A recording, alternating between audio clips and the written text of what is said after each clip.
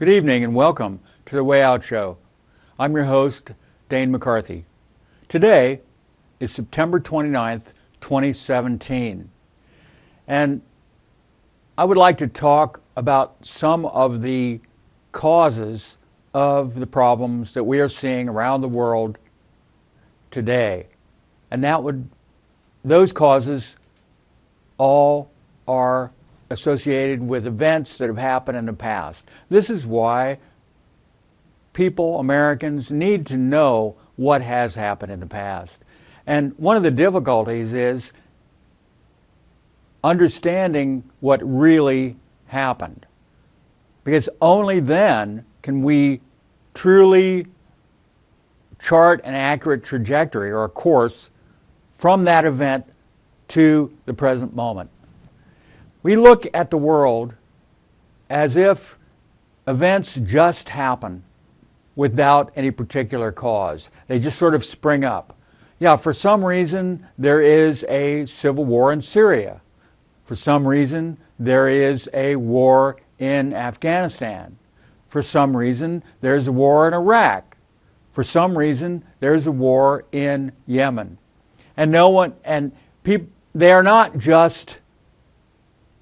They don't just spring up like flowers in the springtime randomly.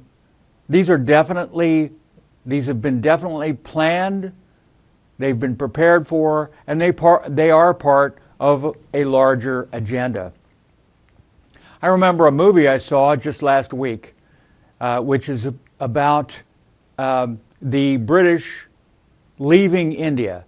The British owned India, essentially, for about 200 years. It was a colony of England. It was called The Jewel in the Crown. And this is a mainstream movie that is I think, very accurate about the events of 1947 in India. That was the year that the British turned over the government of India back to its own people. And there was tremendous upheaval because of the situation between the Muslims and the Hindus. The Hindus wanted the Muslims to live in essentially a Hindu state, which would be one unified India.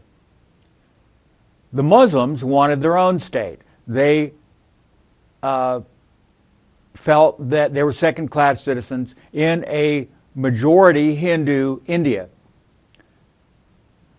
People like Mahatma Gandhi, the almost saint-like Indian politician, and he was a politician, but he was almost like a holy man, a fakir.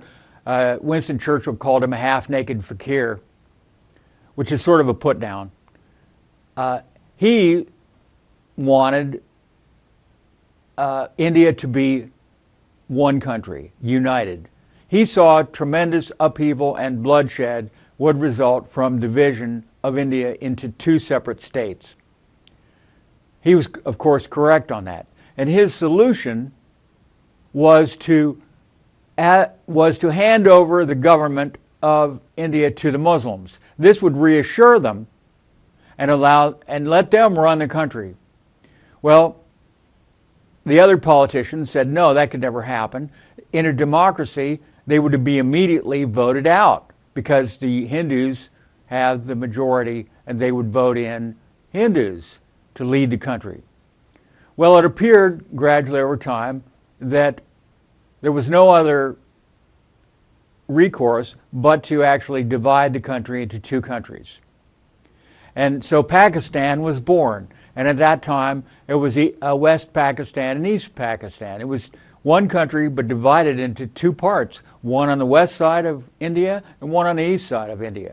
Now, the West Pakistan became what we today recognize as Pakistan. East Pakistan changed its name and became completely independent from West Pakistan, changed its name to Bangladesh. Bangladesh being very much in the news now as the recipient of a lot of refugees from war-torn and ethnic cleansing going on in Myanmar, but that's a different story. these things keep changing, the world keeps changing and moving forward. So the decision was made, and Lord Mountbatten, who was the viceroy or the leader of the British government in India at that time, he was brought in to be the very last leader, the British leader, before Indian independence. And he tried to negotiate between the two sides and get them to come together. There was a lot of rancor between the two sides, the Muslim side and the Hindu side. He tried to reconcile their differences and so that there could be a peaceful solution. Well, there wasn't. There was more and more militancy on both sides and tremendous amount of bloodshed, a lot of deaths, terror, dislocation of enormous numbers of people. And finally, Mountbatten said, well, we've got to just divide the country, get this over with, get it done, and that will eventually settle people down and they'll be reconciled to the new political situation with the borders. So what you had was, you had in India Muslim majority provinces and you had Hindu majority provinces. But there were no provinces that were purely Hindu and purely Muslim. So people were essentially driven out of both sides. The Hindus were driven out of the Muslim majority provinces. The Muslims were driven out of the Hindu majority provinces. And why would that be? That would be because people saw an opportunity to enrich themselves by the abandoned land, by taking up control of the abandoned land and the resources that were controlled by these, various Muslim or Hindu people who were in the wrong place, who just happened to be in the wrong place. Now, some of them may have sold out, or instead of just abandoning, but it was a big mess. And if you remember the movie Gandhi from many years ago, went into great detail and actually showed images of long, long lines of refugees crossing over both directions, some going east, some going west, to get to the majority province that would fit with their religion and their lifestyle, their customs and everything.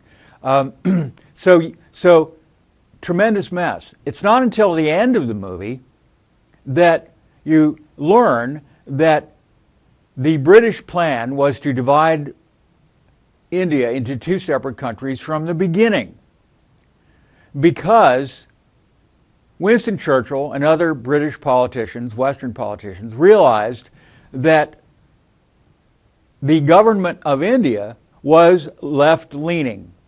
They were worried that they would ally with the Soviet Union. Remember, this is 1947. This is right at the beginning of the Cold War.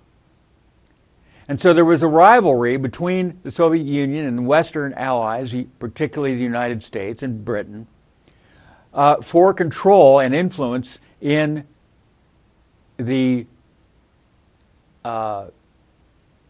Indian subcontinent.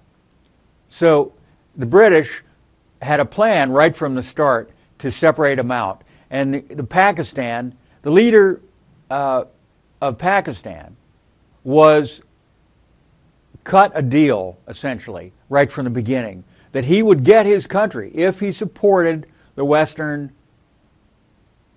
interests and gave them a deep water port at Karachi in Pakistan. And this was revealed near the end of the movie. In other words, it was essentially a foregone conclusion right from the beginning. The illusion of choice that was given to all the leaders of India was just that, merely an illusion. Winston Churchill and his buddies had already divided up India, and it was merely a matter of time before events forced Mountbatten, Lord Mountbatten, to acknowledge the reality of the situation. Even though he was nominally given credit for creating the solution, which was a two-state solution. So, in other words, what I'm trying to get around to, in a long manner of speaking, is that things just don't happen, usually, by themselves for no reason. There are behind-the-scenes powerful operators pulling the strings, running the show, calling the shots, whatever metaphor you want to use. They are planning on a global scale. And it's called today geopolitics. In the old days, it was called the Great Game. And it's still very much in operation. And no one who's interested in the events of the world can neglect to take this very important machinations operation, political machinations, for granted, or neglect to take them into their consideration when they're trying to understand what's going on. Somebody is responsible for this chaos, and they very much want chaos in many instances, because chaos works to their benefit. If they can create chaos, then they can find a way to create order out of that chaos. In fact, this is the New World Order kind of watchword or slogan: order out of chaos. And this is the Illuminati. And this is where the word Illuminati comes in. Although I don't like to use the word Illuminati because people poo-poo it and say it's not real. But whether or not you believe that the Illuminati exists or not, it doesn't really matter. The fact is that people who are extremely powerful, operating mostly behind the scenes, is a fact. It's a reality in today's world, and in fact, probably always has been a reality. And it's very rare that the ordinary people actually see the man behind the curtain, so to speak. Remember the old Wizard of Oz metaphor. Very important, and it resonates down through the 100+ years since the Wizard of Oz was originally written. Frank L. Baum wasn't just pulling this idea of a man behind the curtain out of his hat. He used Oz, the fictional fairy country, as a metaphor for the United States and for the world in general, as it was at that time. But 100 years isn't really that long when you consider the history of mankind. 100 years is a very short period of time, politically speaking. Remember, many of these puppet masters live for a long time. They tend to. They have access to the best health care, the very best of all the resources that are available, just like any elite or royal or aristocratic person would have and have had in the past and throughout history. The king and his courtiers always got the best of everything, and that would contribute to their longer lifespan. This is unfortunately the case. Henry Kissinger, for instance, is still alive. Zbigniew Brzezinski, who was a very, very powerful figure, particularly in the 70s and 80s. Many people have probably never even heard of him. Died in his 90s, not that long ago. But one of the other interesting aspects of the movie, and you can watch it, it's playing in the theaters now, is that the old strategy of divide and rule was very much in operation by the British. In fact, the British perfected this. Get the various factions fighting against each other. And this cancels out both sides. They start fighting with each other where they could be working together to overthrow you, the true ruler, the true source of most of your difficulties. Now, it's true that ignorance, greed,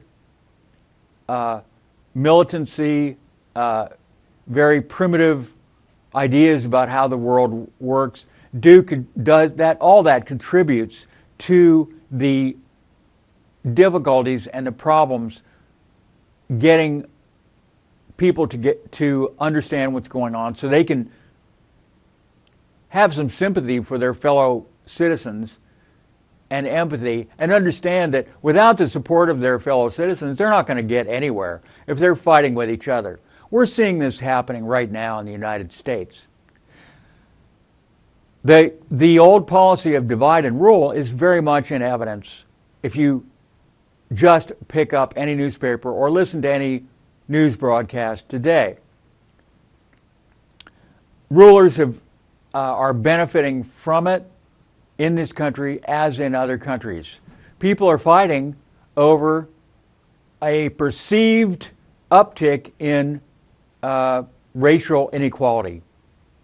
In reality, if you look at the numbers, the actual numbers, the inequality is not based on race. The inequality is based on economic privilege, not white privilege, but economic privilege. There are many people of color who are doing quite well in this country. They are upper middle class people with wonderful educations, beautiful homes, beautiful cars, beautiful clothes, all the trappings of success. It's not that they're being held down by race. They're being held down by another factor, and that factor would be the inherent connectedness which allows you to rise up through the various levels of society. If it's who you know more than who you are. In other words, more than your color, it's who you know. Your antecedents, your legacy. They don't have a program for so-called legacy students at the Ivy League colleges for nothing. What is a legacy student? A legacy student is someone whose antecedents are connected to that particular college. Your father went there, your mother went there, your grandfather went to that college, and you get a leg up to get into that college. And these people tend to be well off. We have to understand that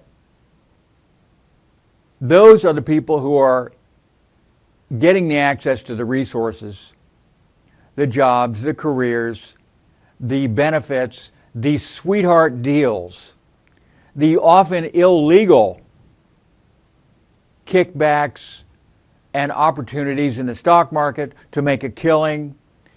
They're the ones who are getting access to those. The ordinary people are not. They simply do not have the access. And a good example is the stock market. Stock market started out as a way for people to speculate. It's essentially a giant casino, but it's a rigged casino. If it were an ordinary casino, like you go into in most large cities today, you would have an opportunity to strike it rich or make it big. The stock market, not so much, because of the access to the electronic gambling that goes on in the stock market. Not everybody has access to that.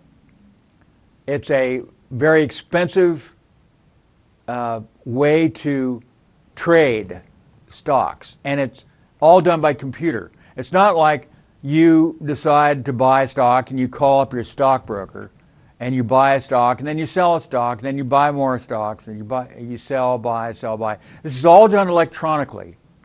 And you have an algorithm that looks at the trends and whether a stock is going up or down. And its trades are happening, hundreds or even thousands of trades are happening per second. And so if your company or your brokership has this technology, then you have a leg up. And you can make more money for your company, your friends, your stockholders than anyone else. So that's just one way that the rich get richer and the poor get poorer. The ultimate goal, the ultimate solution to this would be for people to actually have the understanding that this is not going to give them satisfaction or contentment, but it can engender just a whole raft of other problems. That it's not wealth that is our true wealth, but understanding, awareness, self-awareness. Know yourself, said Socrates. To be able to realize that we are here for a very short time, and that our satisfaction, our true happiness, our contentment actually exists inside of us already, and it does not exist outside of us. That would be the goal, the true goal of human existence. This is why we are on the planet, to experience, to learn to experience, to unlearn the ideas, the limitations, the concepts, the negativities, the prejudices, and all those all that false information that drags us down, that holds us down from being able to experience our own aliveness as a child, with the heart of a child. That's really what's required. We are born happy, and we are happy as children. It is only the burden of the false knowledge that weighs us down over time. So this is what people really, really need. And this is not pie in the sky or being Pollyanna. These are the hard facts. This is the reality of the situation. In the meantime, we have to deal with the world as it is today, not the world as it could be. Because even if we have the understanding that what we're looking for is inside us, we still have to be wary of the dangers that can happen to us if we remain ignorant of how the world works.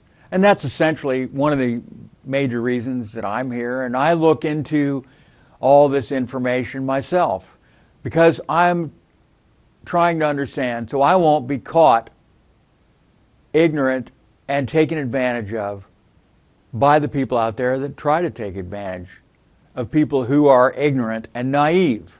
If we're naive, then we're weak and easily manipulated. So it's really important, I think, to understand how the world works. And that will help us not to be afraid. You know, people accuse me sometimes of being a fearmonger.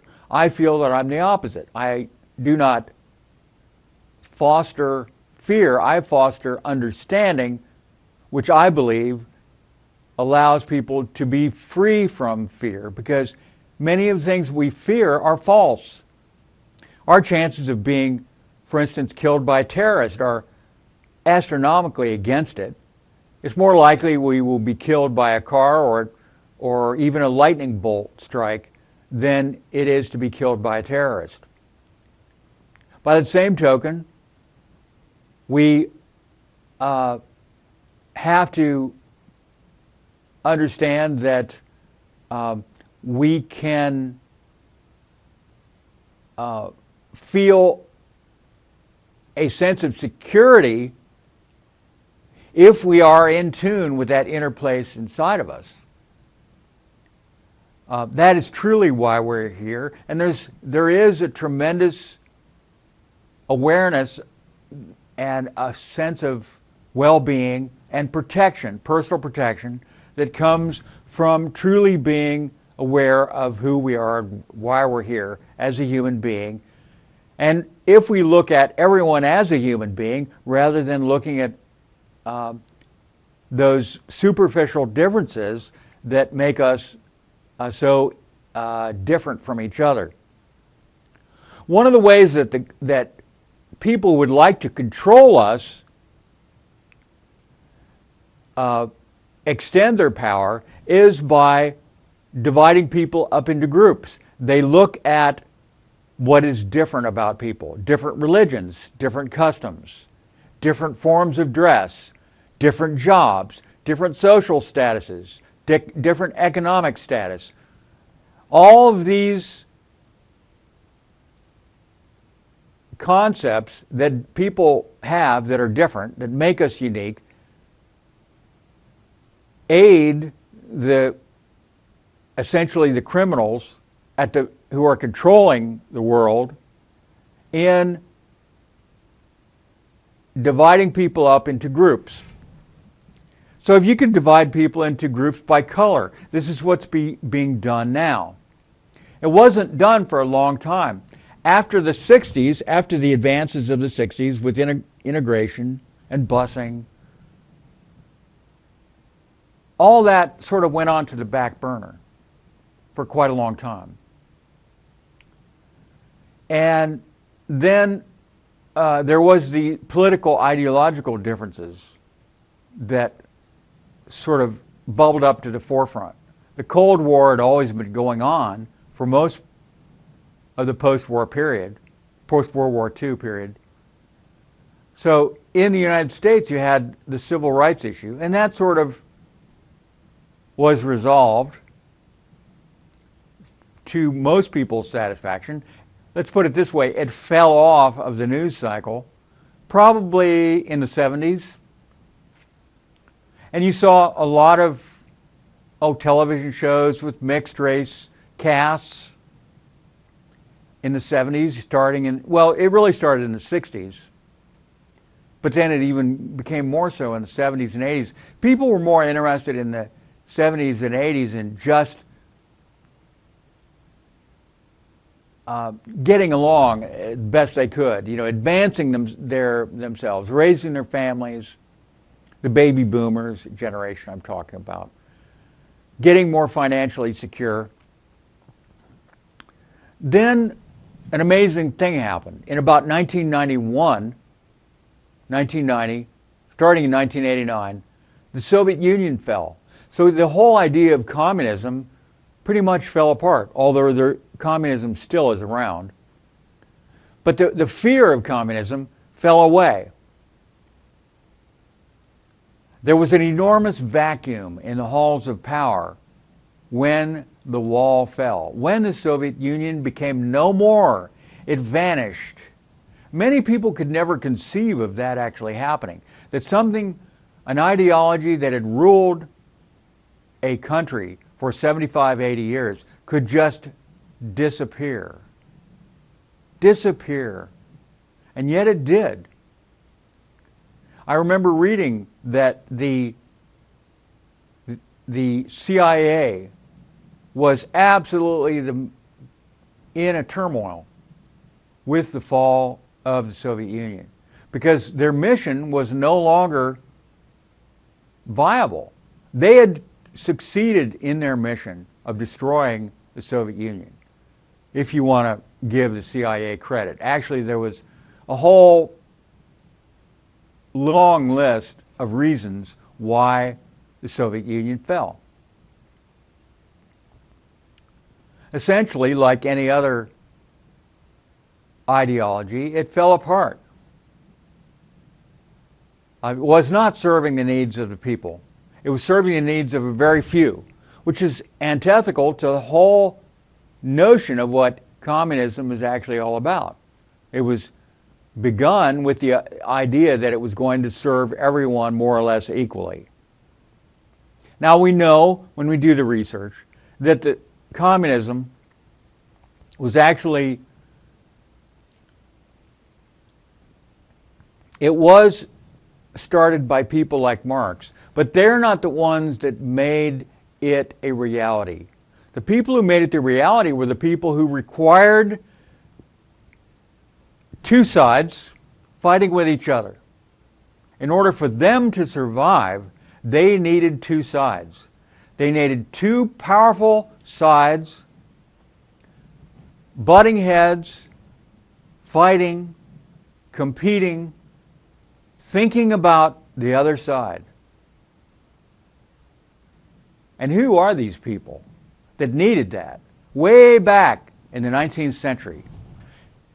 They're the elite of the world, the aristocrats, the bankers, the enormous landowners. Again, we're back to our old friends, the controllers of the planet. They created, they funded, they didn't create communism. Communism was a very idealistic, utopian idea that was promulgated by Karl Marx, but also others. He wasn't the only one who had communist ideas. This comes out of a whole movement of utopian concepts and fantasies that really started a long time before that. And it's just natural that people would try to think of a utopia. You know, there were many utopian experiments, including in communism, even in the United States in the 19th century. And they all more or less failed. So Karl Marx, he wrote this utopian book outlining the whole idea of communism. Well, what happened was some globalists, people who consider themselves to be the rulers of the planet, saw this and they thought, well, this is the perfect foil for capitalism. This is the perfect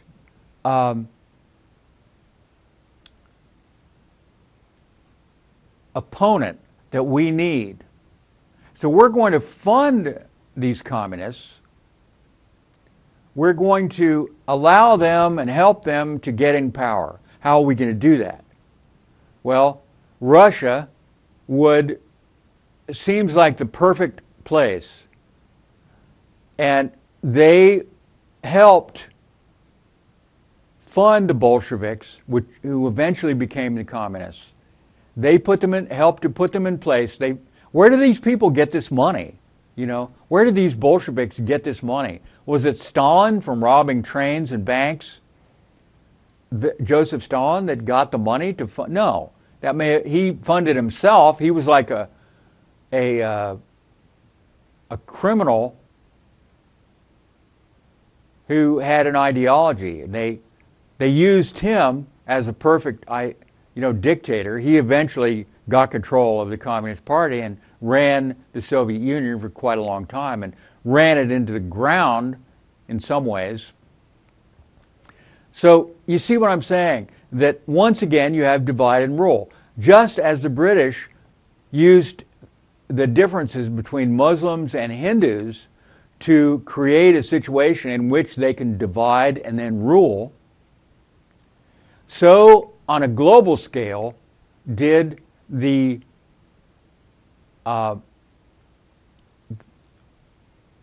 globalist money people, the aristocratic people, including the British, but other aristocrats, use communism and capitalism to get them fighting with each other and to get the heat off them. One thing that the globalists, the people at the top, do not want is for people to understand that there is a small group of men at the very top who rule them. But they stay, for the most part, out of the limelight, out of the news. Their names are, for the most part, not on their buildings, not on their banks, not on their holdings. The news doesn't talk about them. When was the last time that the news actually even mentioned the name of Rothschild? These young people have probably never even heard of the Rothschild family, and yet they are the richest family in the world. They own most of the world. They have been around for hundreds of years. A Rothschild actually invented the modern banking system. So who runs the show? Is it Donald Trump? No, Donald Trump does not run the show. Is it Vladimir Putin? Does he run the show? No.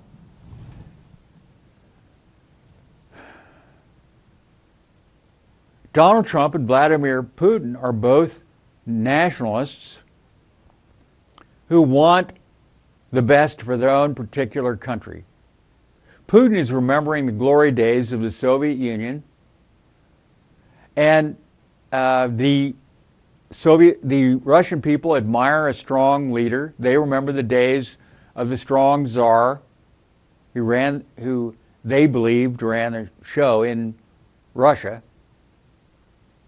And Putin and Donald Trump both represent the ideas and dreams of their own people to a large extent. That's why Donald Trump is president right now, because people saw that America was being eroded, the sovereignty of America was being eroded, and they liked the idea of the nation state. And why do people like the idea of the nation state? Aren't they tired of the nation state? Isn't it time that we have just simply one world with no nations? Well, it's a lovely dream, but what you're doing, if you do that, is you're playing right into the hands of the globalists. Of course, this is what they want, because this gives them more power. That if there are no borders, if there are no barriers to trade, for instance, if you have completely free trade, then this benefits the very few at the top, the corporations, the bankers. And how does it benefit them? It benefits them because there are no tariffs. They can make their products wherever they want and just go wherever the cheapest labor is and exploit that labor. They can have unfettered access to assets, to untapped assets. And who's going to stop them? Who's going to say, no, no, no, no, no, no. This is our country. These untapped natural resources are for us. This is our wealth.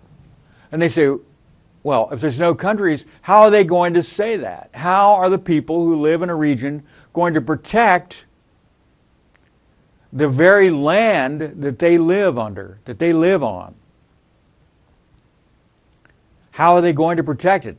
If the world belongs to everybody, then really it belongs to nobody, except those people who have the military power to control it, who have that strike force to come in and keep the peace. Because don't forget, if there are no countries, that doesn't mean there's not going to be any military. That doesn't mean that there's going to be a worldwide democracy in which people can decide what they want to do, or what government that they want, or how they want to be governed. How are people possibly in a world without borders, without countries, going to have any control over how they're governed? They won't. They'll become slaves. We will become slaves. We have seen this over and over and over on a smaller scale in the situation of particularly large countries. We've seen this over and over in countries when the government has absolute power, has absolute control. The people who have absolute control own that country. And why do they own it? Because they have absolute control, because they can do what they want. And if they want your land, they want your resources, they want your daughter, then they have the right, or the right is enforced, as Mao said, from the barrel of a gun, from their power, the threat of force, from force or the threat of force. They have the right if they want your daughter, if they want your land, if they want your money, if they want access to your bank account. Because you don't own it, because everything belongs to everybody. But somebody has to control it, otherwise it would be chaos. Now, some people might say chaos is good, but I don't think so. Someone in a chaotic situation will always rise to the top and dominate. That's just the nature of chaos. Someone who's stronger, tougher, meaner, smarter will rise to the top. And those people who yearn for order will get it. He will provide order. He will say, I will give you order. If you have allegiance to me, if you follow my orders, we can solve this mess. We can straighten things out. We can bring peace and the rule of law back. So the idea of chaos is not going to work. Absolutely not going to work. Now, I find it interesting that in a group like Antifa, if you watch the videos of Antifa, you will find communist flags with the sickle, a hammer and sickle. Red flags with a hammer and sickle. And you will see black flags, the black flag of anarchy. So you have communists and anarchists together claiming that they're fighting fascists. Well, communists and fascists and anarchists are really all the same thing. Now, the reality is, the people from all the videos, and I've watched these protests on the video ostensibly. I've looked at a lot of interviews of Antifa people and people on the other side who are the free speech people. The free speech people who are going out there and getting their heads bashed in and coming out bloodied and beat up after men, young men wearing black, hiding their faces in masks with long clubs, beat them on the street, and the police stand by and do nothing. Sometimes they do something, sometimes they don't do anything. And that has been mostly the case. And sometimes the people who want the free speech, and a lot of times the people who want the free speech, they are adherents to maybe a very objectionable causes. They might be very, very objectionable. Maybe they want Nazis to rise, or they're KKK, or they think this or they think that. Well, these people have to be allowed to speak, because if they are not allowed to speak, then a much milder view may also not be allowed to speak or allowed to exist. And this is why the ACLU has defended the rights of the Ku Klux Klan to march through towns, cities, villages across America for many decades, they have defended the right of the KKK to do that. And it's ironic, of course, that many of the KKK leadership are actually government agents. Just like, in other words, they are part of the agent provocateur idea that the government, the CIA, the FBI has, that, look, we need to have these groups, and we are going to foster these groups. We don't want the neo-Nazis to go out of existence. We don't want the KKK to go out of existence because they provide an outlet for these radical ideas to be channeled. We provide a focus. Most of these very radical groups are actually government run because the government knows they're going to attract people to the group. And these are radical, potentially dangerous, subversive people. So it's much better that they're in a group that's run by the U.S. government than that they would go out and start their own group, which truly could be out of the view and out of the control of the U.S. government. Do you understand that? So, I mean, if it hadn't been for the U.S. government, the Ku Klux Klan would probably have disbanded decades ago. Decades ago. They don't have very much power. I mean, they have no power anyway. I mean, the fad of the Ku Klux Klan faded a long time ago, or the power, or the interest for the majority of people.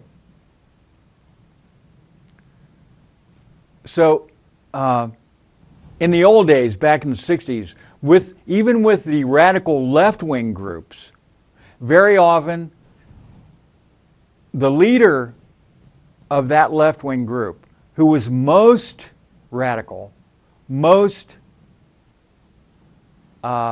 committed, his hair was the longest, you know, his beard was the fullest, his voice was the loudest, he was the most knowledgeable.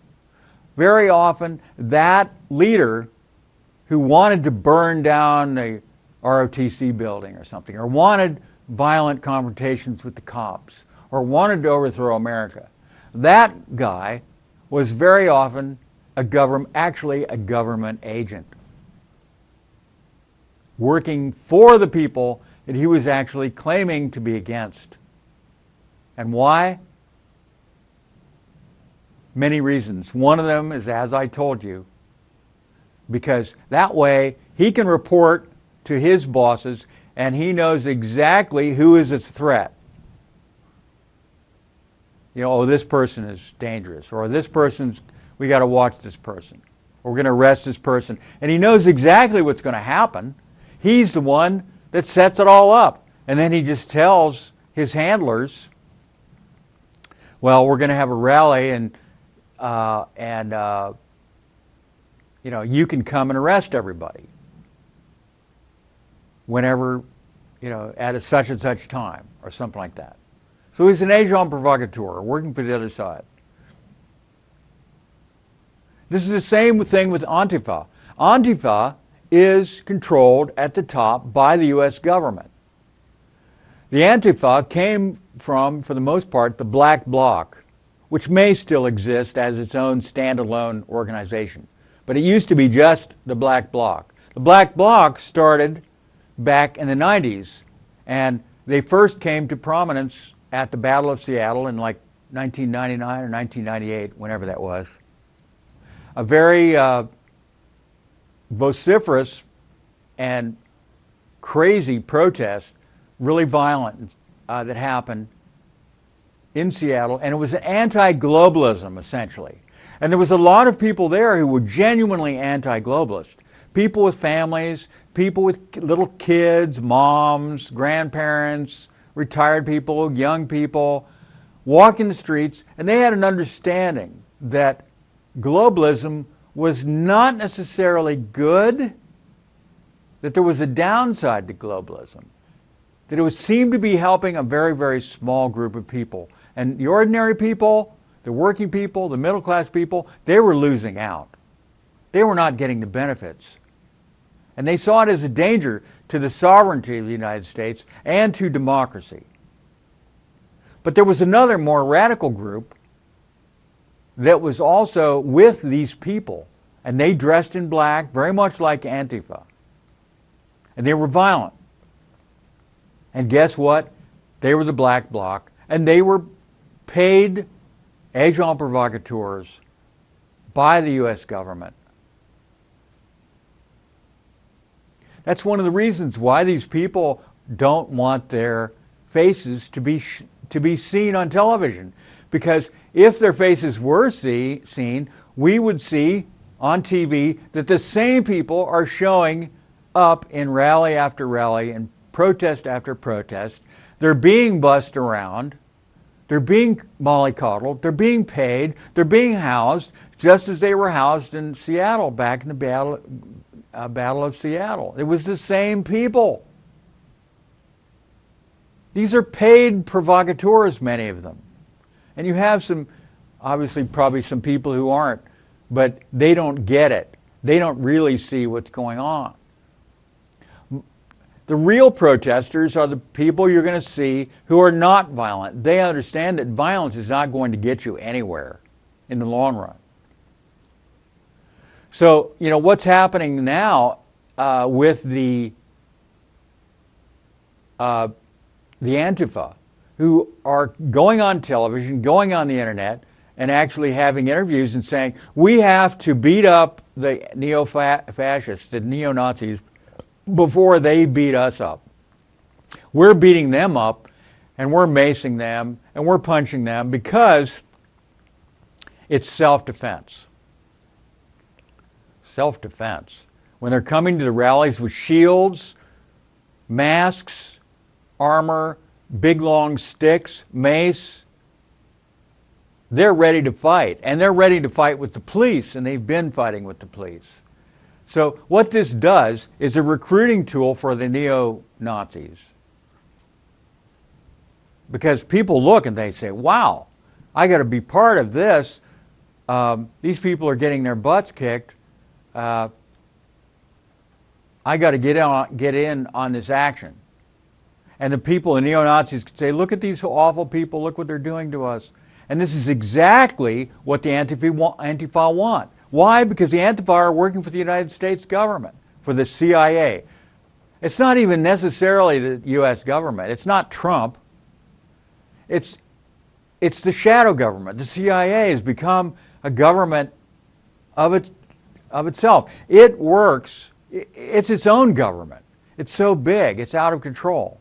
CIA needs to be disbanded, really.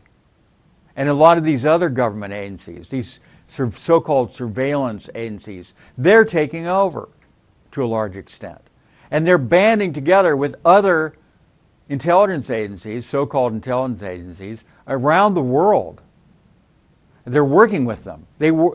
Like the British MI6, the Pakistani intelligence service, and the various countries, and they work together, and they spy on each other.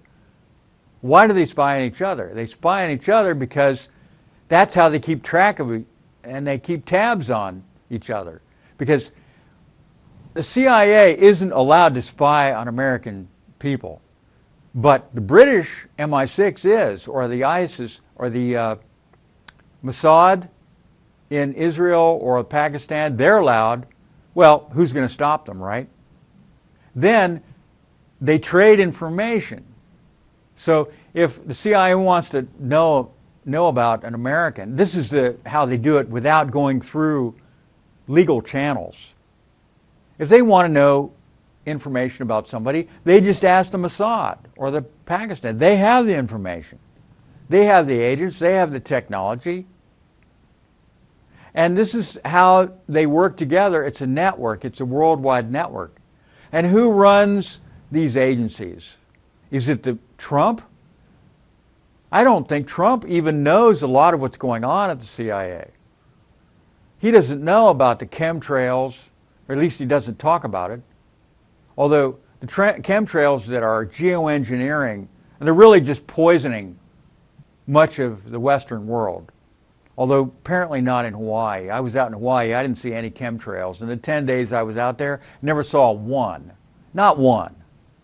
There's plenty of jets going over, but never a chemtrail, ever.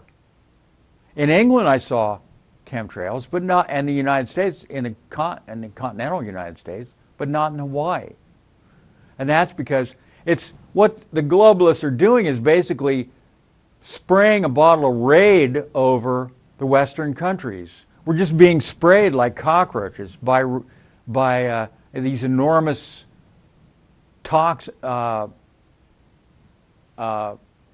amounts, tons and tons and tons of highly toxic material, nanotoxins, nanoparticles, sprayed into the atmosphere.